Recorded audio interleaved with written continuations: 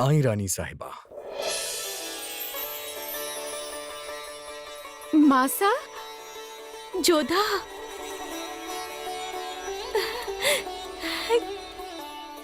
जियत रहा।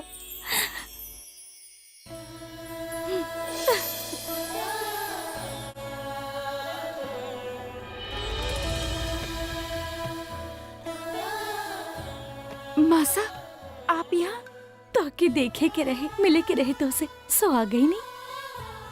आप इत्मीनान से गुफ्तगू करें, हम इजाजत चाहता नहीं। जवाई सा, हम आज जोधा के आपके संस्कृति और आपके तौर तरीका के बारे में ना मालूम। एकरा से कोनो भूल हो जाए तो के कलस के कुछ ना जाने ले। बहुत होशियार बाड़ी आपके बेटी रानी साहिबा। लफ्ज आपकी होई पर जबान हमार होई। आप जौन चाहतानी हम आपके वालिद साहब के कह दें। ये बहुत जल्द सीख जाएगी। अच्छा, अब कल ही ले ली। कल ही खुद हमसे एगो नया रिवाज सीखनी, एक ही बार में। बाना जोधा बेगम। आप बार बार भूल जाले, यहाँ कृष्णा की मूर्ति है और फिर भी आप जूती पहन के भीतर चलाए।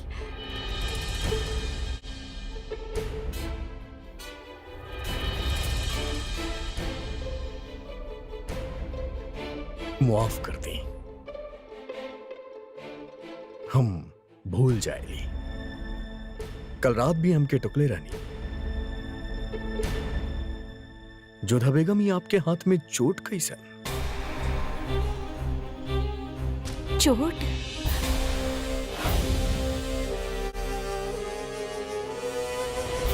शायद ये चोट कल रात भी रहे बाना।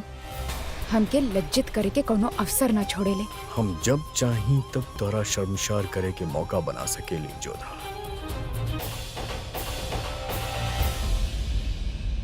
आप गुफ्तगू करी हम।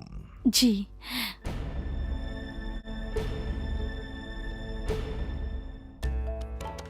जे हम देख रहल बानी का उ सच बा जोधा? हम समझ ना पा रहल बानी मासा। ताके बता ना सकेनी कितना चिंतित रहनी हम तोहके लेके। बुरा बुरा सपना आवत रहे हमके, पर यहाँ आके मन की शांति मिल गई। निश्चिंत हो गई नी हम। जवाईसा के व्यवहार इतना अच्छा बा, हमके तो विश्वास ही ना हो रहल बा। विश्वास कर ली मासा, सब कुछ आपके दृष्टि के सामने तबा। और पता बा, मान सिंह के भी वो अपने साथ रखे के निर्णय ले ले बाड़े। सच? हाँ। तहार बापू सा बहुत प्रसन्न होगी ये सुन के।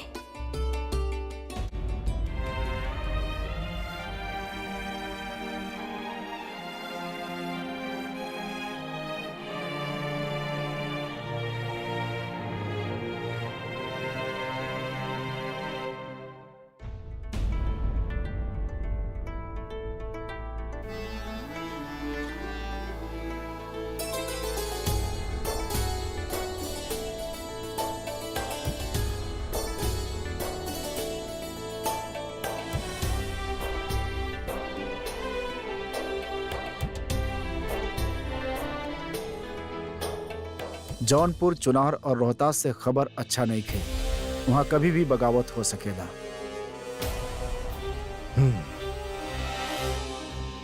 हम कुछ इंतजाम करब।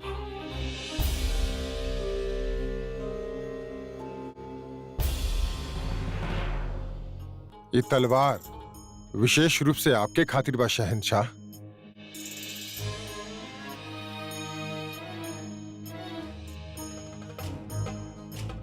हमें को खास ऐलान करे चाहता नहीं। हम राजा भारमल जी के 5000 मनसबदारी नजर करता नहीं।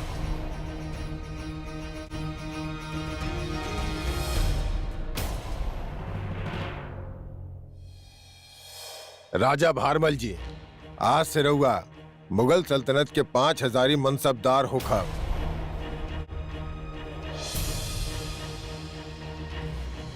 ई ओहदा के मुताबिक रहुआ 338 घोड़ा, 100 हाथी, 80 ऊंट, 20 खच्चर और 160 गाड़ी रख सकेनी।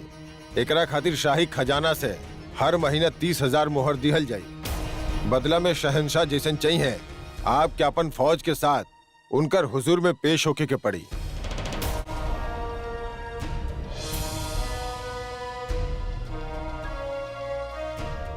बताई राजा भारमल जी, का आपकी मनसबदारी मंजूर बा? जैसन शहंशाह की इच्छा। अब एक बात और राजा साहब, आप इतना कीमती, इतना नायाब नजराना हमके पेश कईनी, बदले में हम चाहब कि आप हमरा साथे दावत कबूल करी। हम राउर भावना के बहुत सम्मान करनी शहंशाह, किंतु हमने के यहाँ था बेटी के घर के पानी तक ना पियल जाला। हम भोजन ग्रहण ना कर सकब, एकरा खातिर क्षमा। हम आज ही प्रस्थान कैल चाहब। ई रस्म, ई रिवाज, हम तो बस इतना चाहत रहनी कि ही बहाने हम आपके बेटी के हाथ के बनल खाना के स्वाद ले पाइब। शहंशाह, एमे अवसर के का आवश्यकता? पाक शास्त्र में बहुत ही प्रवीण बाड़ी हमार जोधा। एक के बाद एक इतना खूबी। हम जरूर जोधा के हाथ के बनल खाना के स्वाद लेवे चाहब। का आवश्यकता रहे भाई साहब के हमार प्रशंसा करे के? शहंशाह के एक और अवसर दे देले हमके सतावे की। सुनी, एक ही थोड़ा और बारीक पीसी।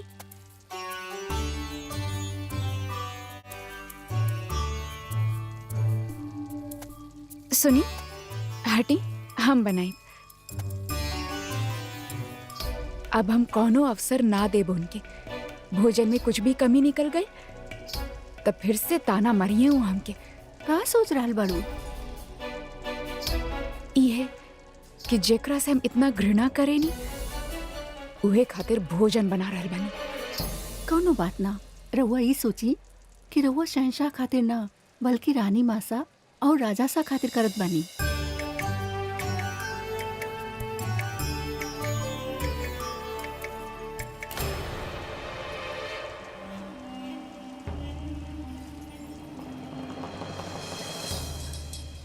हम आपके यहाँ कुछ बतावे आइल बानी बेगम जोधा। हमरे यहाँ के उसूल के मुताबिक शहंशाह के खाना पेश करल जाला ओसे पहले जे खाना बने ले बिया ओके चखे के हो खेला, और ये उसूल आपके भी निभावे के पड़ी। ये शहंशाह के हिफाजत के सवाल बा।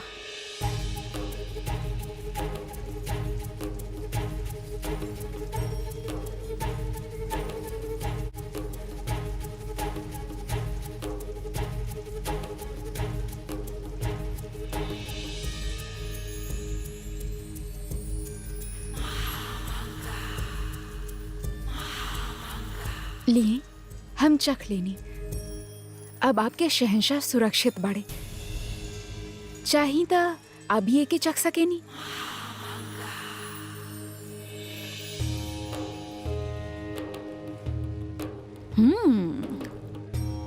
आप बहुत लजीज खाना पकावे नी बेगम जोधा।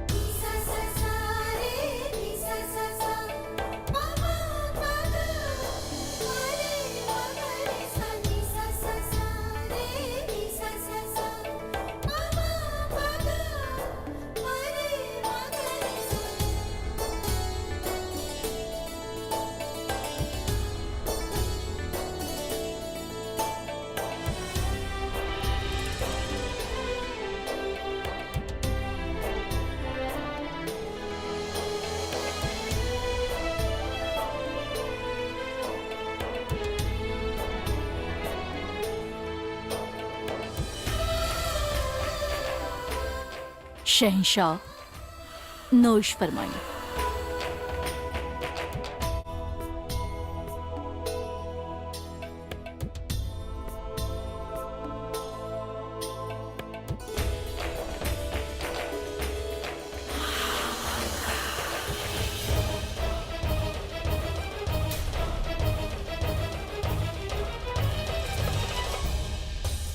बस अब जलाल के गुस्सा ओकरा बर्दाश्त से बाहर हो रहे बा। अब गुबार निकली जोधा पे।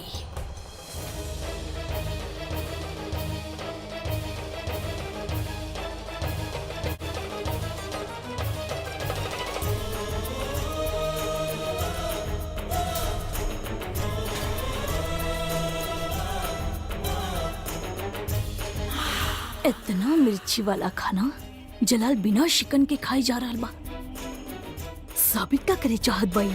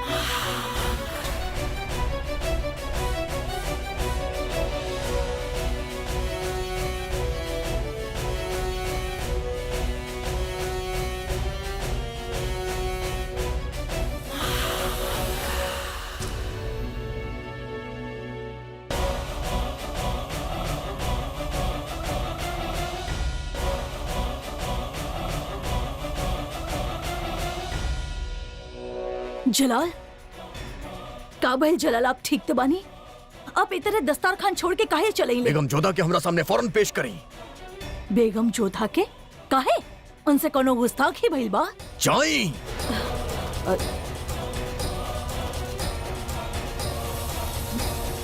जी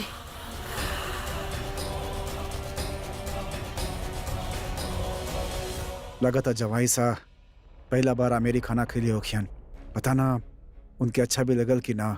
भोजन तो हम ठीक है बनैले रहनी भाई साहब, परोसे से पहले हम स्वयं चख ले रहनी। बेगम जोधा शहंशाह आपसे मिले चाहत बाड़े।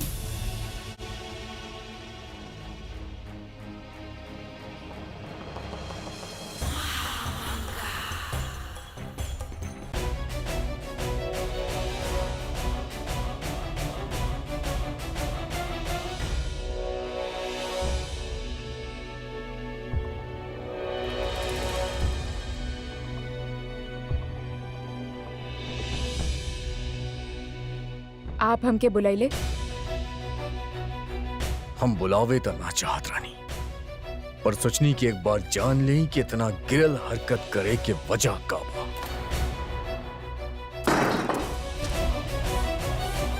खाना में इतना मिर्च के मुंह के साथ साथ कलेजा तक जल गए।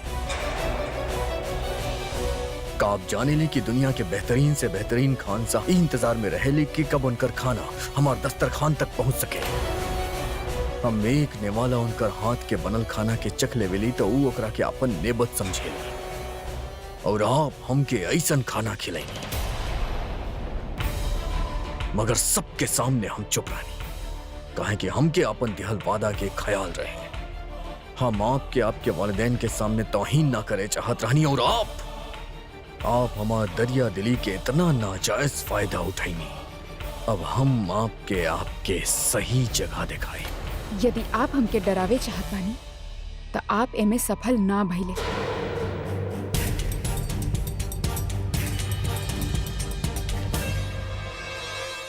कहनी आप? यही कि हमके आपसे भय ना, काहे कि हम कोनो भूल ना कहीं। अपन गलती मानल आपके आदत में शुमार नहीं खे, पर बदतमीजी के नजरअंदाज कैल हमार आदत में भी शामिल नहीं खे। आपके एहसास नहीं खे कि जौना जबान के आप जलैले बानी ओकर एक फरमान से का कुछ हो सकेला। आपके खानदान के सामने आपके कत्ल कैल जा सकेला। बहुत तालीम हासिल कैले बानी आप, फिर भी ऐसन हरकत करेंगे का आपके ई बात के एहसास नहीं खे कि एगो शहिंशाह के ऐसन खाना खियावे के हश्र का हो सकेला। हमके अभी भी आपसे कोनो भय ना, काहे कि हम भोजन में इतना मिर्च ना डाले रहने। तो आपके कहे के मतलब बाकी केहू और शहिंशाह के साथ ऐसन मजाक कैलस? हमके ना पता के और काहे ऐसन कैलस, लेकिन हम इतना अधिक मिर्च मसाला वाला भोजन ना बनैले रहनी। और एक बात आप सही कहले, हम बहुत अच्छी शिक्षा पहले बानी और बहुत अच्छा गुरु से पहले बानी। ऐसे हम भोजन के निरादर ना कर सकेनी और ना ही उ व्यक्ति के पीड़ा दे सकेनी जेकरा खातिर हम भोजन बनैले होखी। और रहल बात हमार परिवार वालन के मान के, तो यहाँ पे उपस्थित सब लोगन से ज्यादा हम उनके विषय में सोचेनी। और यही से हम कल आपके पास, कल ना चाह के भी हम आपके समक्ष आईनी, आपसे विनती कहनी, आपके उस शर्त के भी मान ली जोने कि हम कोनो भी कीमत पे स्वीकार ना करे चाहत रहनी। और आप उनकर मान रखे खातिर हमार बात भी माने, फिर काहे हम आपके प्रतिकार करब? हमार परिवार वाले हमरा आंख में आंसू ना देख सकेले और हम भी उनकर पीड़ा ना सह सकेनी। ऐसे जब तक वो यहाँ पे बढ़े, हम ऐसा कोनो भी काम ना करब जौने से उनके हृदय के ठेस पहुंचे। तो आपके खातिर हमार जबान के जलन से ज्यादा वो लोग के दिल के अमन मायने रखेला। आप हमरा से ना डराए, पर उनके रुसवाई से डराए।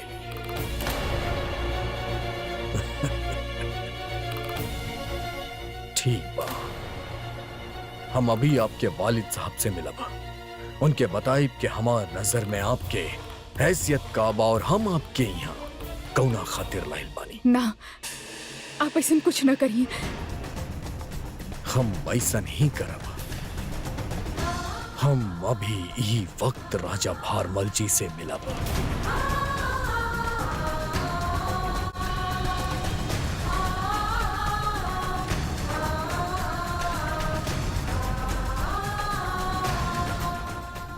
हे भगवान, मासा बापू सा की सब पता चल जाए। अब क्या करें? हमसे बहुत बड़ा भूल हो गई मोती। हमके शहंशाह के सामने क्रोध ना करे के चाहत रहे। अब वो हमसे प्रतिशोध लेवे खातिर हर सीमा पार कर जाइए। राजा भारमल जी, हम आपसे कुछ गुफ्तगू करे चाहता नहीं, पर एगो शहिंशाह होके के नाते ना, आपके दामाद होके के नाते। मासा बापू से क्या लगा था कि हम यहाँ बहुत प्रसन्न बानी, लेकिन शहंशाह उनके बता दी है कि हमनी के संबंध का, वो बता दी है कि कौनो अर्थ ना बाई विवाह के। ये का कह रहल बनिया? ठीक है कहा तानी राजा साहब, हम आपके वह बतावतानी जो आपके बेटी आपसे छुपैली, पर ओकरा मन में अच्छा होखत कि ये भोजन बनावे वाली बात ही न उठत। जे भी होके के रहे वो राजा सा और रानी सा के आमेर लौटे के बाद होखत। हम का करी मोती, मासा के हम का मुंह दिखाई। जोधा,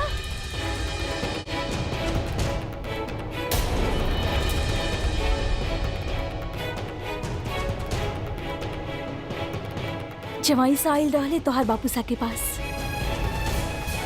कल जब तू हमसे कहले रहलू कि तू दोनों के बीच सब कुछ ठीक बा, तो हमके विश्वास न भइल। मगर अब हम समझ गए नहीं कि जवाई से ऐसा काहे कैले। हमार बात के विश्वास करी मासा। अरे ऐसे भी केहू रोवेला पगले। अवश्य जवाई सा तोहरा आंसू देख लेले होखी है, तबे तो कहले तोहर बापू सा से कि हम लोग थोड़ा दिन और रुक जाएं,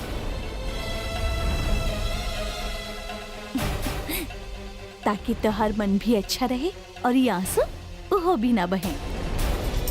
एकर मतलब वो कुछ ना बतैले बापू सा के, उल्टा इनके यहाँ रुके के काले। पर एकर पीछे उनकर उद्देश्य काबा हम जानी ले। हमार मासा बापू सा के उड्ढाल बनावे चाहत बाड़े, हमार विरुद्ध लड़े खातिर। कौन सोच में पड़ गई लू? कुछ ना मासा। सोच सोच के तो हम परेशान हो गए रहनी कि हमार बच्ची कौन हाल में होखी यहाँ। पर अब यहाँ के हम निश्चिंत हो गई। नियति जे भी करेले ना जोधा अच्छा खातिर करेले। शहंशाह के हमने जितना बुरा समझत रहनी उतना बुरा ना बाड़े हूँ। अब रोवल बंद करा। तो हर बापू सा उनकर आग्रह मान लेले बाड़े। हमने रुक रहे बानी यहाँ कुछ दिन।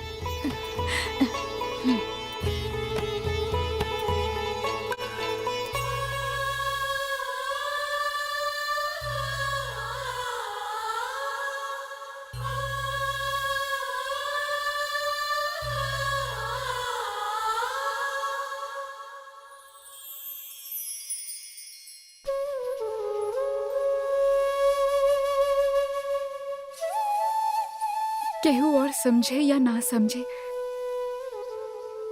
लेकिन आप तो जानत बानी ना कान्हा, शहंशाह जानबूझ के हमार माँ बापू सा के यहाँ रोक ले बाड़े। वो हमार अपनन के सामने हमार व्यवस्था के अनुचित लाभ उठावे चाहत बाड़े। उस सबके सामने हमार चेहरा पे हंसी दिखा के एकांत में हमके और रुवावे चाहत बाड़े। आप ऐसन काहे होके दे रहल बानी? काहे होके दे रहल बानी ऐसन?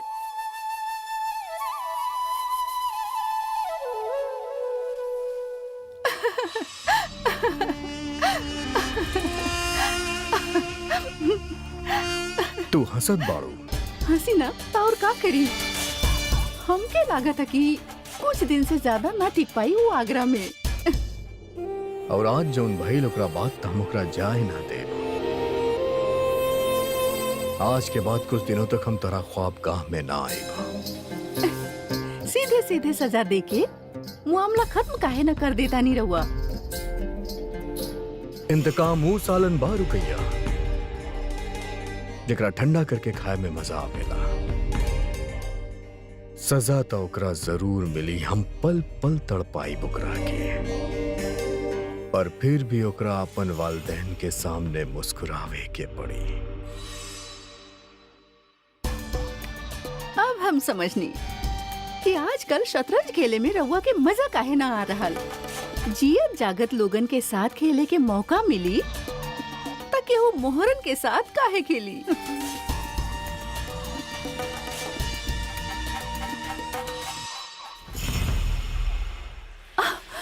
ये रहुआ का कर रहल बानी?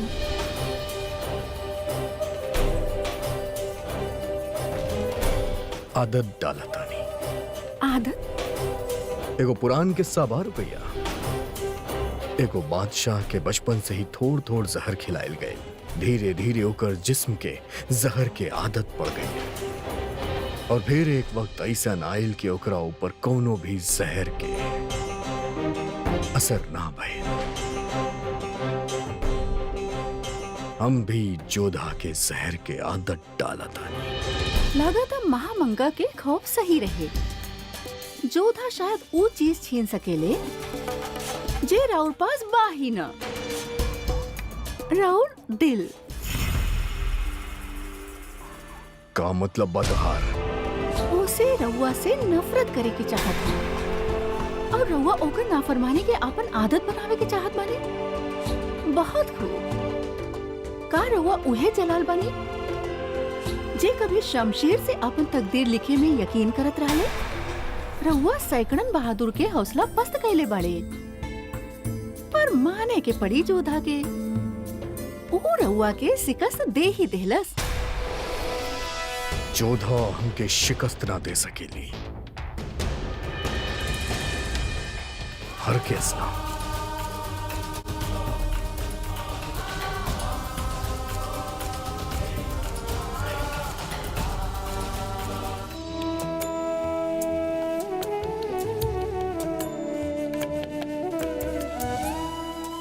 मोती, आज तक कान्हा की सेवा कई के भी हमार मन शांत ना हो रहल बा। बार बार मन में यह विचार आ रहल बा कि आवे वाला कुछ दिन में शहंशाह का करे वाला बाड़े। सच में वो बहुत बुरा बाड़े। हमार माता पिता के आगे कई के वो हम पे प्रहार करे चाहत बाड़े, और हमके भी हंस हंस के सब कुछ सहे होगी। हमके जे कुछ कहे के बा कहे, जे कुछ करे के बा करे, लेकिन हमार माँ बापू सा के बीच में लाके वो अपन धूर्तता के परिचय देले बाड़े।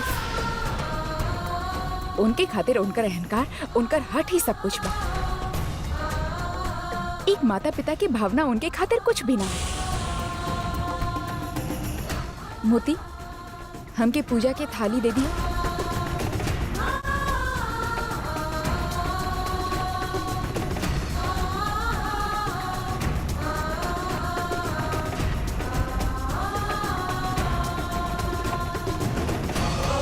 लेकिन हम भी पीछे हटे वाला ना बने। जरा सा मिर्च वाला खाना तो खाना पहले। तो हमके भोजन बनावे खातिर कहले ही काहे? आमेरी मिर्ची तो सहना पहले। हम तो आमेर की बेटी बानी। मोती, तू चुप काहे बड़ू? का भाई?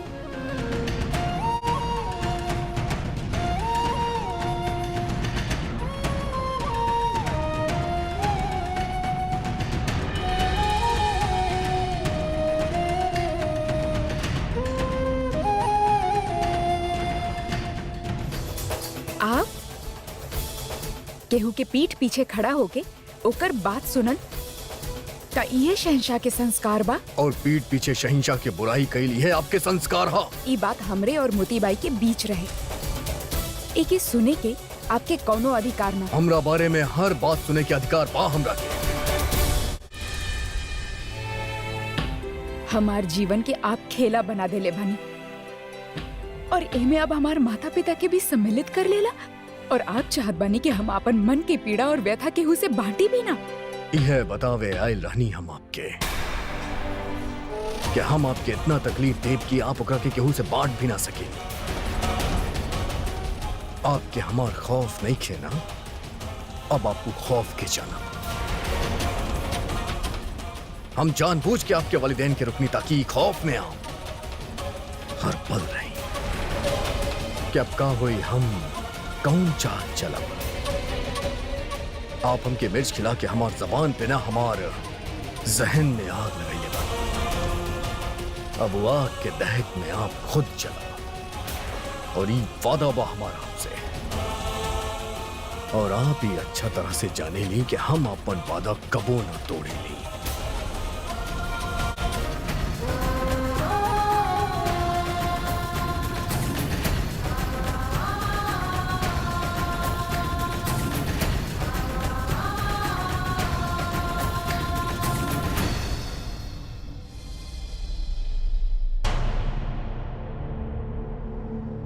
बादब, बामुलाहिजा होशियार, शहंशाह हिंद, माँ बदौलत, बादशाह जलालुद्दीन मोहम्मद तशरीफ ला रहल बाड़े।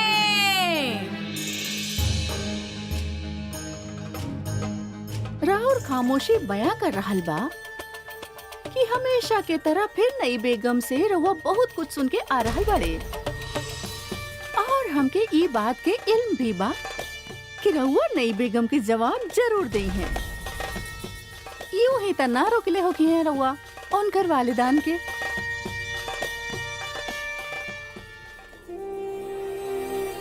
और यह वजह से हम तहरा सबसे करीब बानी रुकैया। जौन बात हमरा दिमाग पे होखेला तू ओकरा जबान पे ले आवे। जलाल, रउआ के ना लागता कि रउआ अपन नई बेगम के कुछ ज्यादा तवज्जो दे रहल बाड़े?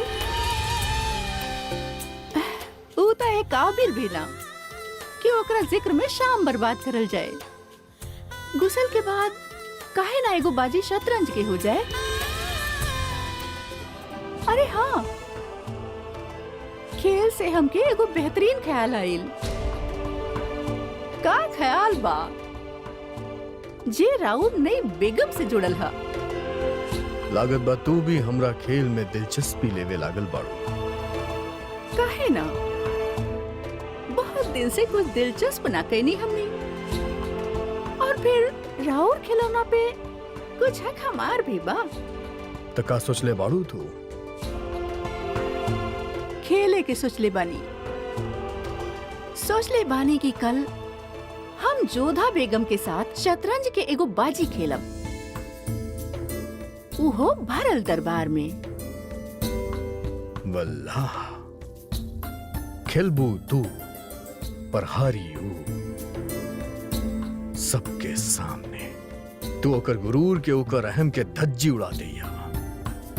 पर ई काम के बदले हमके एगो इनाम चाहिए जरूर। ऐसन इनाम जे हमार हौसला बुलंद कर देवे। बोला, दे पैबा? जकरा हुक्म के तौफीक होके वो अर्श ना करे ले। बतावा का चाही तहरा के? राउर जुबान, ये जुबान चाहिए कि हम जब जे भी चाहब रउआ हमके देहब। देहनी कल दरबार में सबके सामने शाही मोहर से ई बात के तजबीर दिहल जाई। लेकिन एक बात के ध्यान रहे रुकैया, तोहरा ओकर गुरूर तोड़े के बा, ओकरा शिकस्त देवे के बा। नए बेगम के शिकस्त तबे तय हो गई रहे जब ई खेल खातिर रउआ हमके चुन ले। हम बाहर आपके इंतजार करब।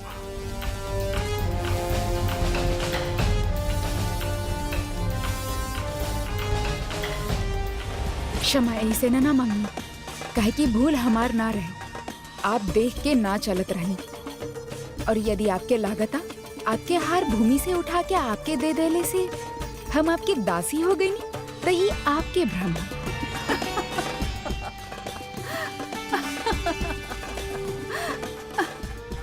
अब आई खेल में असली मजा।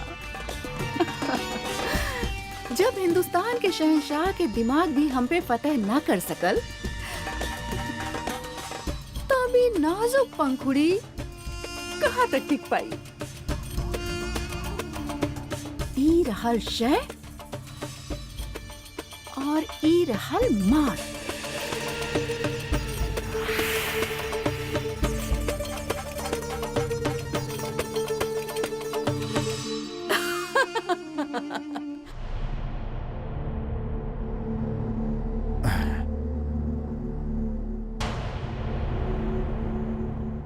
कम वक्त दिमाग पर छा गइल बाड़ी।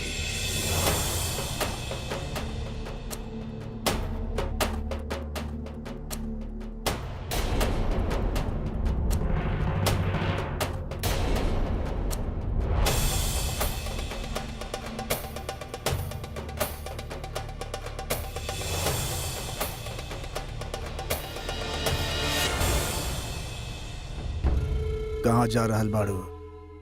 कितना मुश्किल से करीब आइल बाड़ू। अरे का करत बानी रउआ? केहू देख ली? हम ता अम्मी जान के पास सामान लेके जात रहनी। ख्याल से जालू ना, हकीकत में कैसे जाए थी?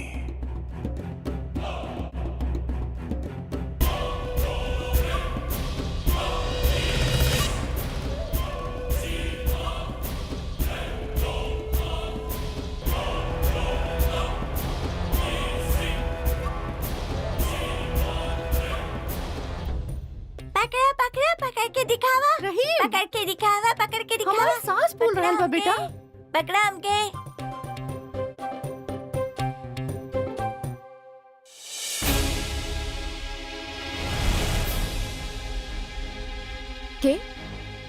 के बा वहाँ पे? के हो ना बा?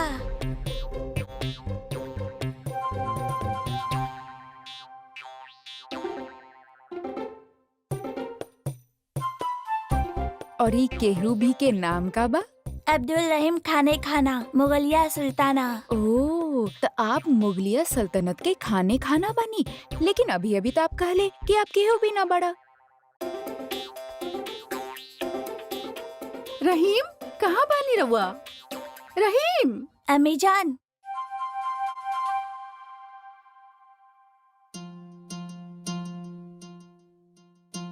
आदाब जोधा बेगम। जी प्रणाम। बहुत ही प्यारा बालक बा आपके। शुक्रिया। मुआफी चाहत बानी हम रउआ से। राउर इजाजत के बिना राउर ख्वाबगाह में आ गईले। बच्चा तो भगवान के रूप हो खेले, कभी भी कहीं भी आ जा सकेले। पर रउआ मुगलिया सल्तनत के बेगम बानी, ए तरह राउर कमरा में केहू दाखिल ना हो सकेला। रहीम, माफी मांगा। हम क्या माफी मांगी? अगर ये बेगम बानी तो हम भी शहंशाह के बेटा बानी।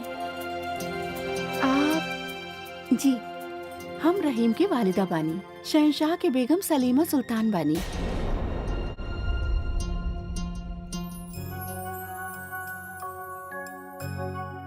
आप हमसे बड़ी बानी, हमार प्रणाम स्वीकार करी। अम्मी जान बात करल छोड़ी और हमके पकड़ के दिखाई, ना तो हम खाना ना खाई। जोधा बेगम, हम रउआ से फिर मिलब। खुदा हाफिज।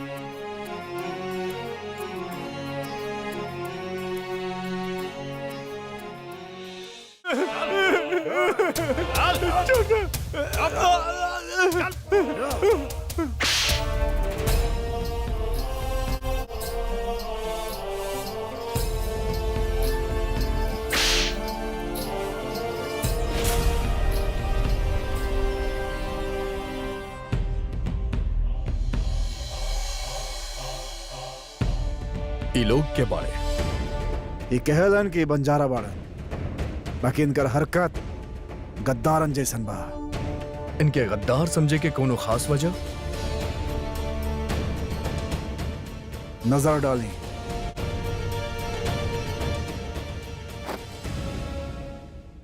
ई तो हिंदू राजा लोग के परचम बा। अगर बंजारा हकतन तो ई परचम लहरा के ना घूमतन।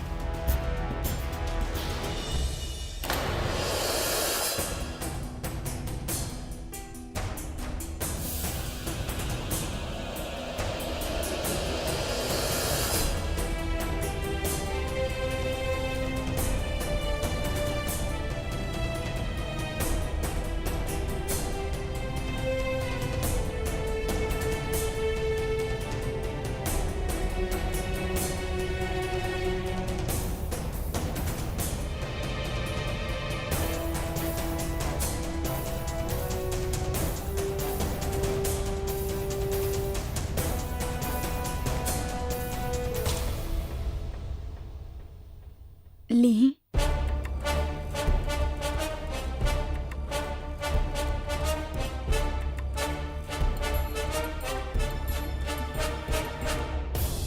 अगर ऐसा अपमान मुगल राज्य के ध्वज के होखत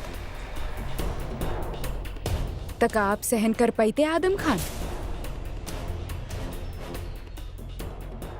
ध्वज कौनो भी राज्य के होखे सम्मान के पात्र होखेला। गुस्ताखी माफ होखे,